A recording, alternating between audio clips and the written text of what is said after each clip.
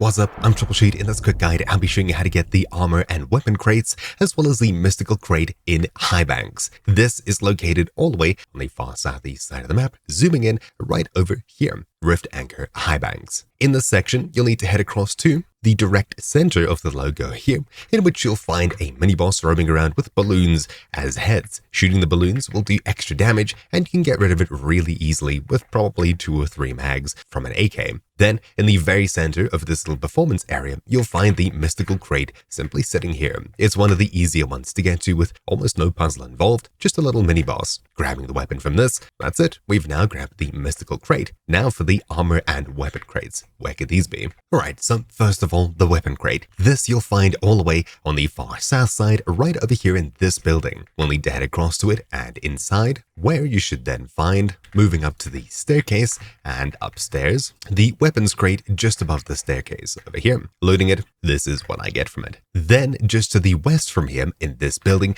is where we'll find the armor crate. So, heading back to the entrance over here, there's an easy way up this hill, which at the very top to the left has the building that we're heading towards. So up here and in, you can already see the armor crate on the balcony over there. We'll need to head in the main entrance here. Then, to the right, the staircase is immediately right once more. You'll just need to watch out for this little fire-breathing thing on the wall. Up to the very top, to the left, and out here, you'll find on the balcony the armor crate that we were looking for. And with that, we've now finished the Highbanks area. So, hopefully you found this video useful. Thank you for watching. My name's me, Troubleshoot. I'll see you all next time. Ciao.